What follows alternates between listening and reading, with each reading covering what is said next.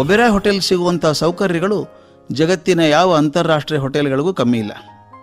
ಆದರೆ ಹೋಟೆಲ್ಗಳು ಹೇಗೆ ಸೃಷ್ಟಿಯಾದವು ಅನ್ನೋದು ಮಾತ್ರ ಅದ್ಭುತ ರೋಮಾಂಚಕವಾದಂಥ ಕಥೆ. ಅದು ರಾಯ್ ಬಹದ್ದೂರ್ ಮೋಹನ್ ಸಿಂಗ್ ಒಬೆರಾಯ್ ಈ ಪಾಕಿಸ್ತಾನದಲ್ಲಿರುವಂಥ ಪಂಜಾಬದ ಭಾಗದಲ್ಲಿ 1898ರಲ್ಲಿ ಹುಟ್ಟಿದರು. ಅವರು 6 ತಿಂಗಳದವರಿದ್ದಾಗ ಅವ್ರ ತಂದೆ ಕಾಲ ಆದರಂತೆ, ಬಡತನ ಬೆನ್ನು ಹತ್ತಿಬಿಡ್ತು. ಪ್ರಾಥಮಿಕ ಶಿಕ್ಷಣವನ್ನು ರಾವಲ್ಪಿಂಡಿಯಲ್ಲಿ ಮುಗಿಸಿ ಕಾಲೇಜ್ ಶಿಕ್ಷಣನ ಲಾಹೋರಲ್ಲಿ ಮಾಡಿದರು. ಆಗ ಲಾಹೋರಲ್ಲಿ ಭಾರೀ ಪ್ರಮಾಣದ ಪ್ಲೇಗ್ ಬಂತಂತೆ. ಊರಲ್ಲಿ ಯಾರೂ ಇರೋಂಗಿಲ್ಲ, ಎಲ್ಲಿ ಹೋದಿರ್ಬೇಕು? ಈ ಹುಡುಗ ರಾಯ್ ಬಹದ್ದೂರ್ ಮೋಹನ್ ಸಿಂಗ್ ಒಬೆರಾಯ್ ಲಾಹೋರ್ ಬಿಟ್ಟು ಶಿಮ್ಲಾಗೆ ಬಂದರು ತನ್ನ ಭವಿಷ್ಯ ಅರಸಬೇಕು ಅಂತ. ಶಿಮ್ಲಾ ಆವಾಗ ಈ ಬ್ರಿಟಿಷ್ ಅಧಿಕಾರಿಗಳಿಗೆ ಬೇಸಿಗೆಯಲ್ಲಿ ವಿಹಾರ ಸ್ಥಳ, ಅದು ಅಲ್ಲೇ ಇರಬೇಕು. ಅದ್ಯಾಕೆ ಆಲ್ ವೈಸ್ರಾಯ್ಸ್ ಎಲ್ಲ ಅಲ್ಲೇ ಇರ್ತಾ ಇದ್ರು. ಈಗ ಅದು ರಾಷ್ಟ್ರಪತಿ ನಿವಾಸ ಅಂತ ಕರೀತಾರೆ. ಅಲ್ಲಿ ಒಬೆರಾಯ್ ಜೇಬಲ್ಲಿ 1 ಪೈಸಾ ಇಲ್ಲ. ಶಿಮ್ಲಾಕ್ಕೆ ಹೋದರು. ಒಂದು ಯಾವುದೋ ಹೋಟೆಲು, ಸೆಸಿಲ್ ಹೋಟೆಲ್ ಅಂತ ಒಂದು ಹೋಟೆಲು. ಆ ಮಾಲೀಕರು ಬೇಡ್ಕೊಂಡ್ರು, ಏನಾದರೂ ಒಂದು ಆಹಾರ ಕೊಡಿ, ಕೆಲಸ ಕೊಡಿ, ನಾನು ಮಾಡ್ತೀನಿ ಅಂದರು. ತಿಂಗಳಿಗೆ 50 ರೂಪಾಯಿ ಸಂಬಳದ ಮೇಲೆ ಕೆಲಸಕ್ಕೆ ಸೇರಿಕೊಂಡ್ರು. ನೆಲ ಒರೆಸೋದ್ರಿಂದ ಹಿಡಿದು ಟೇಬಲ್ ಒರೆಸೋವರೆಗೂ ಕೆಲಸ. ಅವರು ಪರಿಶ್ರಮ, ಪ್ರಾಮಾಣಿಕತೆ ಮಾಡಿ ಮಾಡಿ ಮಾಲೀಕರ ಮೆಚ್ಚುಗೆಗೆ ಪಾತ್ರ ಆದರು.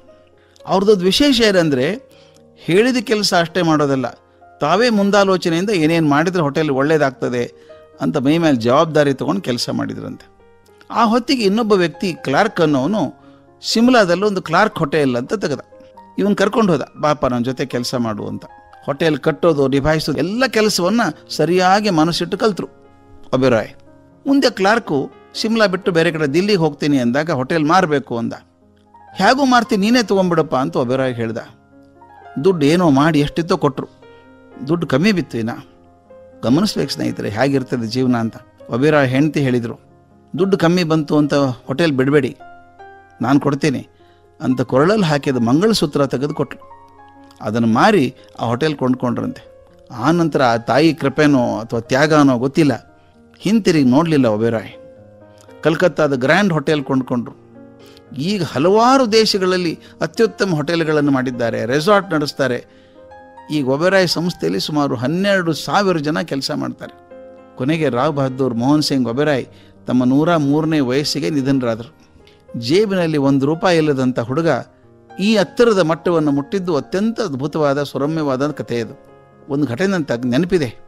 ಅವ್ರಿಗೆ 100ನೇ ವರ್ಷ ಇದ್ದಾಗ ದೆಹಲಿಯಲ್ಲಿ ಒಂದು ಹೋಟೆಲಲ್ಲಿ, ಒಬೆರಾಯ್ ಹೋಟೆಲಲ್ಲೇ ಸಂದರ್ಶನ ಇಟ್ಟಿದ್ರು.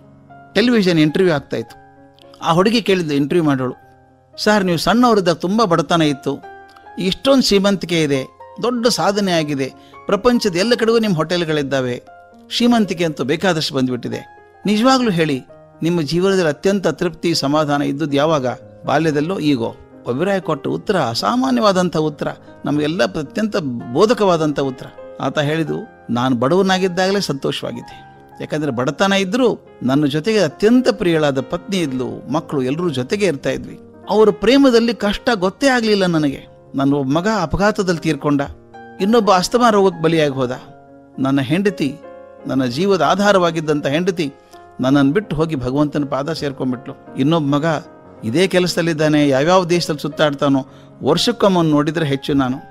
ನಾನು ಏಕಾಂಗಿಯಾಗಿ ಹೋಗಿದ್ದೇನೆ. ಈಗ ಯಾವುದೇ ಹೋಟೆಲ್ಗೆ ಹೋದರೆ ಚೇರ್ಮನ್ ಅಂತಾರೆ, ದೊಡ್ಡ ಕೊಠಡಿ ಕೊಡ್ತಾರೆ, ಎಲ್ಲ ಅನುಕೂಲಗಳು ಮಾಡಿಕೊಡ್ತಾರೆ.